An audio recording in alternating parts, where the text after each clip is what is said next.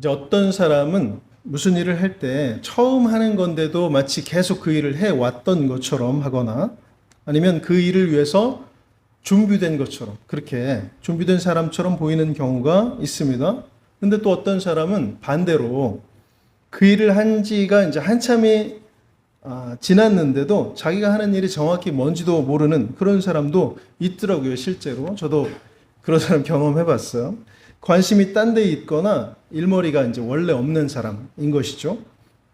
그런데 사람이 살면서 무슨 일을 하든지 그 일을 하는 동안에는 어떤 직분이 맡겨진 동안에는 그게 이제 내 마음에 들든지 아니든지 최소한의 역할을 감당해야 하고 어떤 성과도 일정하게 내는 게 맞습니다. 그래야 내가 속해 있는 이 공동체도 돌아가고 나도 이제 어느 정도의 인정을 받을 수 있는 것입니다.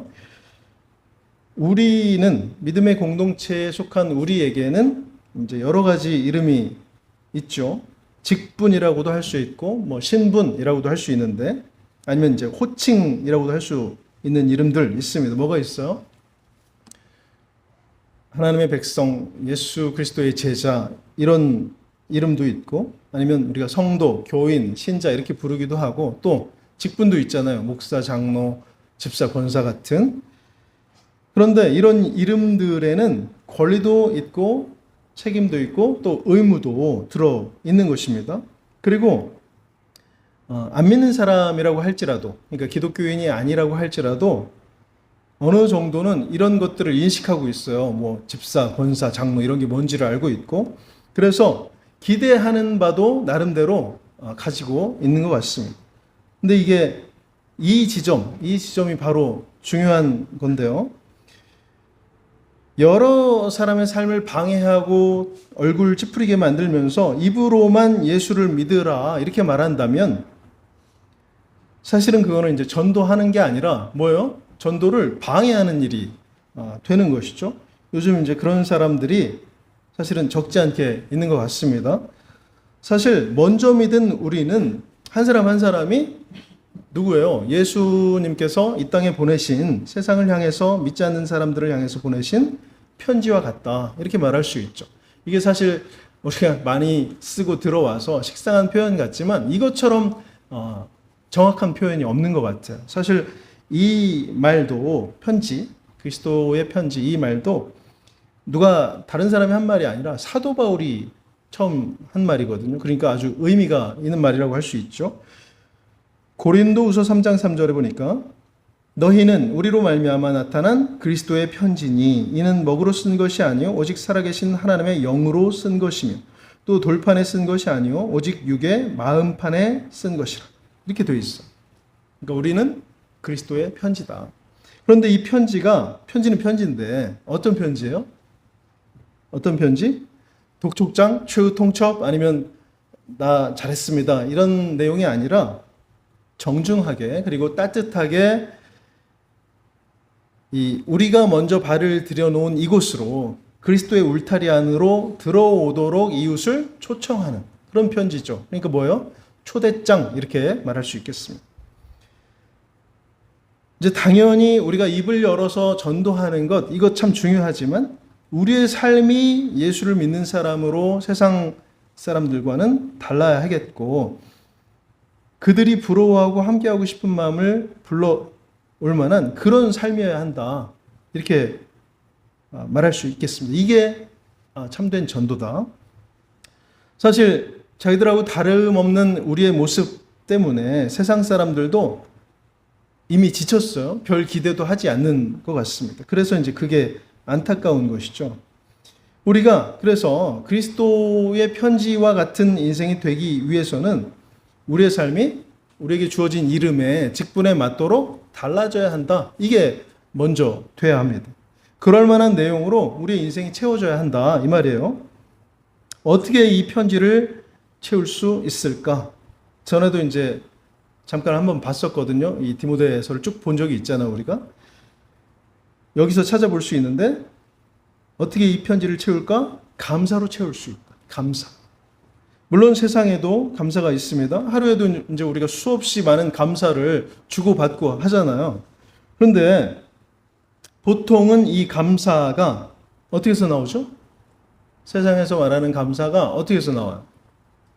나에게 무언가가 더해졌을 때, 플러스가 됐을 때, 나한테 도움이 되고 보탬이 되고 나를 올려주는 것, 나를 풍성하게 만들어주는 것, 이걸 놓고 우리가 감사를 하게 된다는 것입니다. 세상에서는 가장 흔한 예로 뭐가 있어요? 선물 있잖아요. 선물. 우리가 선물을 받으면 감사합니다 이렇게 말하잖아요. 나한테 없는 게 생기는 거니까, 더해지는 일이니까 그렇게 하는 것입니다. 그런데 오늘 이 본문에서 사도 바울이 말하는 감사는, 그러니까 믿는 사람이 드려야 되는 감사는 좀 다르다 이것이죠. 내 것을 내어주는 것이 감사다. 그러니까 빼기죠. 빼기. 아까는 더해줄 때 감사가 나온다고 했는데 우리의 감사는 빼기일 때 감사다. 내 것을 쓰는데, 소비되고 없어지는데 감사해야 한다는 것입니다. 왜 그럴까요? 왜 그럴까요? 어떻게 하는 것이 우리의 감사인가? 오늘 이 시간에 이것을 잠깐 같이 보도록 하겠습니다. 첫 번째는 달라져서 감사합니다. 달라져서 감사합니다. 오늘 13절 말씀 함께 보겠습니다. 13절 시작. 내가 전에는 비방자요 박해자요 폭행자였으나 도리어 긍휼을 입은 것은 내가 믿지 아니할 때에 알지 못하고 행하였음이라. 우리가 이제 지난 몇 개월 동안 이 사도 바울에 대해서 계속 공부해 왔잖아요. 다 아시는 대로 사도 바울은 예수를 믿기 전에 두 가지의 모습으로 정리할 수 있습니다. 하나는 뭐냐면 누구나 부러워할 만한 대단한 스펙을 가진 사람이다 이것이죠. 어떤 사람이에요? 집안이, 그러니까 출신이 좋죠. 그리고 학력도 최고 학부를 나온 그런 사람이었고, 거기에다가 이제 신분도 아마 공회의 의원이었을 것으로 보니까 신분과 영향력 다 어느 것 하나 부족하지 않은 그런 대단한 사람, 오늘로 말하면 금수저를 입에 물고 태어난 사람 이렇게 말할 수 있겠습니다. 또 하나는 그런 자신의 위치를 더욱 이렇게 공고하게 만들기 위해서 당시에 이제 사회 질서를 어지럽히던, 혹은 그렇게 자기들이 판단되는 예수와 그를 따르는 무리들을 찾아내서 응징하는 역할을 자기의 역할로 삼았어요. 그러니까 이 두 가지 모습이 바울을 더 그 사회에서, 유대 사회에서 이름도 높아지고 많은 걸 누리도록 그렇게 만들어줬고, 바울도 이제 그것을 잘 알고 있기 때문에 사실은 수고로운 일인데도 그 일을 자처해서 이렇게 떠맡고 있었던 것입니다. 그런데 이렇게 늘 하던 대로 또 핍박하기 위해서 먼 길을 가고 있었죠. 그 믿는 무리들을 찾아내려고. 그런데 그 길을 가는 중에 주님을 만나게 됐습니다. 그리고 나서 어떻게 됐어요? 이제는 정반대의 삶을 살기 시작했습니다. 자기가 핍박하지 못해서 안달이 나던 그 예수를 오히려 따르게 됐어요. 그 다음에는 복음을 전하는 일, 예수 그리스도만이 구원이시다, 이 복음을 전하는 일에 목숨을 걸게 됐다는 것입니다. 사실 바울이 전에는 경험하지 못한, 경험할 이유가 없었던 많은 어려움과 위기를 만나게 됐으니까 이후로 어떻게 보면 바울은 바보 같은 선택을 한 걸로 그렇게 보일 수도 있습니다. 더해지는 것만 있는 그런 인생이었다가 내놓고 포기하고 당하는 인생이 된 거잖아요. 그러면 바울 사실은 절망해야 되죠. 포기해야 되죠. 원망해야 맞습니다. 그런데 지금 어떻게 감사하고 있다고요? 그렇게 달라져서 감사하고 있다는 것입니다. 누리고 차지하고 올라서도 주님을 몰랐다고 한다면, 그러면 이 사람의 인생, 진정한 기쁨을 알지 못한 인생, 죄악에 끌려가는 인생, 또 멸망을 향하는 인생이 됐을 텐데, 주님을 만나고 나서는 이제는 구원받은 인생, 하나님의 백성, 예수를 따라가는 복된 삶이 됐기 때문에, 그렇게 달라진 것을 바울이 알았기 때문에 바울은 감사드리고 있다는 것입니다. 우리가 잘 아는 바울의 고백 다시 들어보겠습니다. 디모데 후서 4장 7절과 8절 말씀. 나는 선한 싸움을 싸우고 나의 달려갈 길을 마치고 믿음을 지켰으니 이제 후로는 나를 위하여 의의 면류관이 예비되었으므로 주 곧 의로우신 재판장이 그날에 내게 주실 것이며 내게만 아니라 주의 나타나심을 사모하는 모든 자에게도니라. 사실 바울은 아주 높은 수준의 계산이 이미 돼 있었어요. 이게 뭐냐면 달라진 그의 삶으로 많은 사람들이 주님께로 돌아왔잖아요. 복음을 듣고서. 그러니까 그것을 자기가 목격했기 때문에 주님께서 자신을 사용하신 대가로 감당할 수 없는 상급을 준비해 두셨다. 이런 기대와 소망을 갖고 있었다는 것입니다. 여러분, 이거는 욕심이나 헛된 기대가 아니에요. 이거는 믿음으로 갖는 소망이고 주님이 약속해 놓으신 선물인 것입니다. 여러분, 우리의 삶은 어떻습니까? 우리는 예수님을 만나기 전과 후가 얼마나 달라졌어요. 죄의 종으로 살아가던 우리가 자유함을 얻고 또 어둠 속에 있던 우리가 빛 가운데로 나오게 된 이 놀라운 변화에 우리는 얼마나 감사하고 있습니까? 바울처럼 과거의 모습에서 새로운 피조물로 이렇게 변화된 것에 대해서 우리는 진심으로 감사해야 됩니다.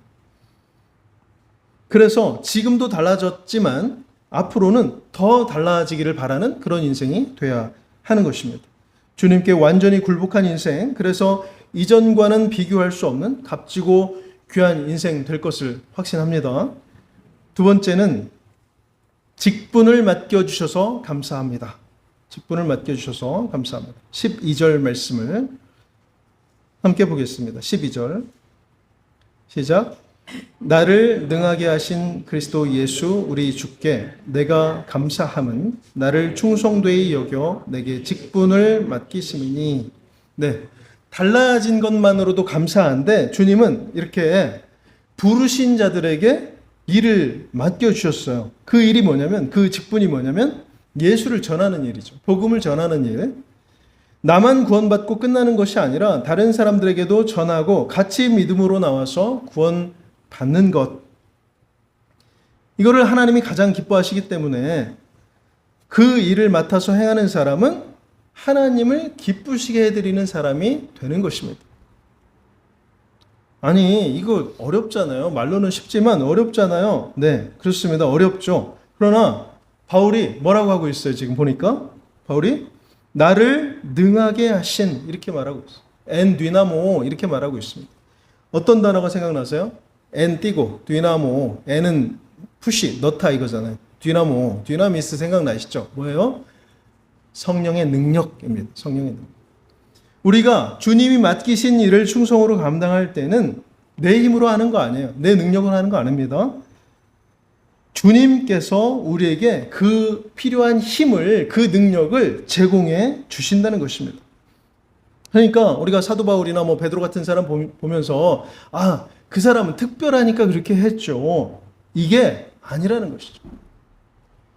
우리가 성경 공부할 때 나눴지만 바울이 자기가 가진 능력으로만 뭔가를 하려고 했을 때 어땠습니까? 실패했어. 뛰어난 지식과 능력을 갖고 있었지만 그것만으로 하려고 하니까 실패했다는 것입니다. 자신의 지식과 능력을 내려놓고 오직 주님만 의지했을 때, 성령님을 따라갔을 때, 그때 주님이 주신 능력과 힘으로 놀라운 일을 할 수 있었다는 것입니다. 바울도 그랬어요. 바울도. 여러분, 맡겨주신 직분이 있을 때 아멘으로 감당하는 사람에게는 무엇까지? 필요한 능력까지 세트로 우리에게 주시는 것을 우리가 믿고 나갈 수 있기를 바랍니다. 이렇게 하나님을 기쁘시게 해드리고 또 주님을 미소 짓게 해드리는 사람에게는 이제 14절 말씀이 있어요. 14절. 함께 보겠습니다. 14절 시작. 우리 주의 은혜가 그리스도 예수 안에 있는 믿음과 사랑과 함께 넘치도록 풍성하다. 네. 하나님을 기쁘시게 해드린 사람에게는 뭐가 있다고요? 풍성한 은혜가 있다. 그러니까 우리가 어떤 일을, 직분을 맡았다고 해서 우리의 힘과 에너지가 빠져나가고 손해가 되고 하는 것이 아니라 어떻게 된다는 거예요? 풍성한 은혜로 채워지게 된다. 여기에 바로 세상의 것과는 다른 하늘의 법칙이 숨어 있는 것입니다.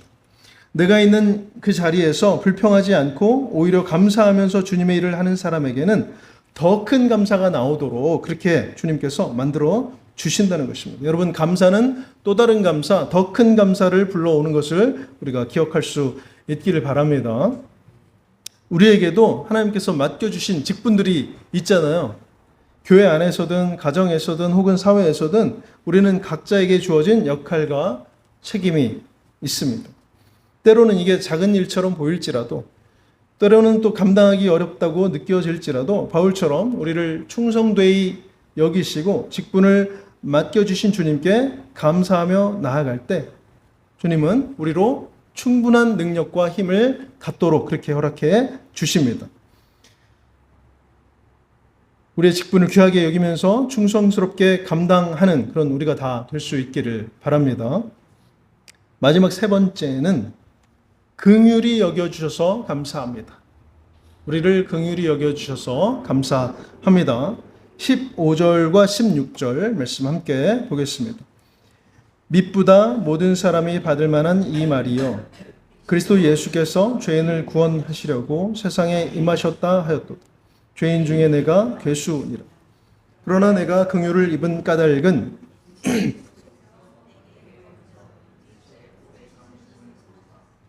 주를 믿어 영생 얻는 자들에게 본이 되게 하려 하십니다. 근데 또 바울은 자신이 예수님을 알지 못하고 또 믿지 않을 때 행했던 모든 죄악을 주님께서 긍휼히 여겨주셨기 때문에 용서받을 수 있었다, 이렇게 고백하고 있습니다. 바울이 자기 자신을 가리켜서 뭐라고 하고 있어요? 죄인 중에 괴수라고 말하고 있어요. 죄인 중에 죄인이다, 탑이다. 그러면서 그렇게 큰 죄를 겸손하게 인정할 때에 주님께서는 그것들을 다 용서하시고 용서하실 뿐만 아니라 구원까지 베풀어 주셨다, 이렇게 고백하는 것입니다. 이거는 왜 이렇게 된 거예요? 오직 주님의 크신 긍휼하심 때문에, 그 은혜 때문에 이렇게 될 수 있었던 것입니다.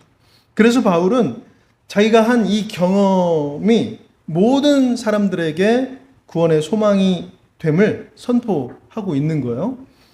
뭐라고 되어 있습니까? 주님께서 죄인을 구원하시려고 세상에 오셨다. 이 진리를 바울이 선포하고 있습니다. 이 고백은 우리 모든 세상 사람들에게, 모든 세대의 사람들에게 위로와 희망을 갖게 해줍니다. 오늘 우리에게도 마찬가지인 거예요. 우리 또한 죄인이죠. 때로는 연약함과 부족함으로 인해서 절망할 때도 있습니다. 그러나 오늘 이 바울의 고백처럼 주님은 우리의 죄가 아무리 크다고 할지라도, 우리의 허물이 아무리 많다고 할지라도 우리를 긍휼히 여기시고 용서해 주십니다.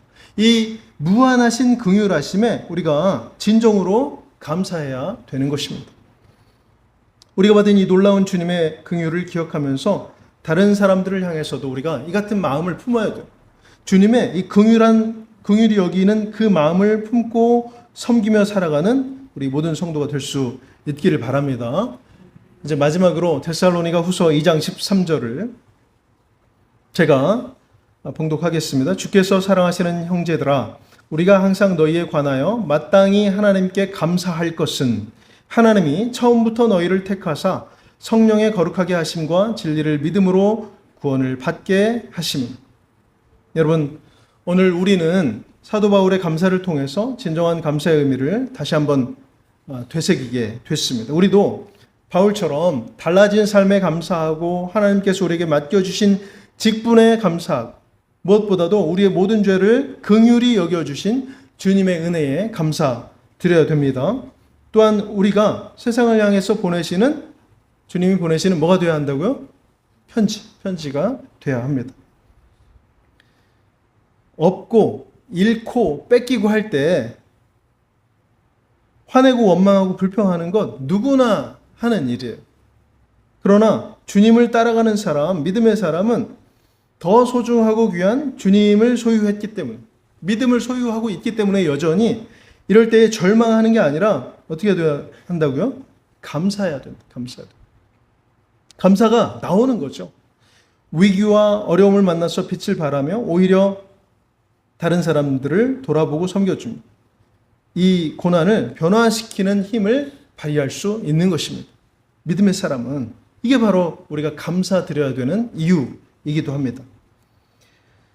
사랑하는 성도 여러분, 우리가 먼저 믿게 된 것은 내가 훌륭하고 대단해서가 아니라 이런 나조차 주님은 사랑하시고 구원하신다는 것을 보여주기 위해서입니다. 오늘도 우리가 이 주님의 뜻을 깨닫고 감사할 수 있기를 원합니다. 이 감사가 우리의 삶을 변화시키고 우리에게 맡겨진 사명을 충성스럽게 감당하게 하며 결국은 하나님의 영광을 드러내는 삶을 살 수 있도록 우리를 인도해 줄 것입니다. 앞으로도 우리의 삶이 주님께 대한 이 깊은 감사의 고백으로 가득 차 있기를 주님의 이름으로 간절히 축원합니다.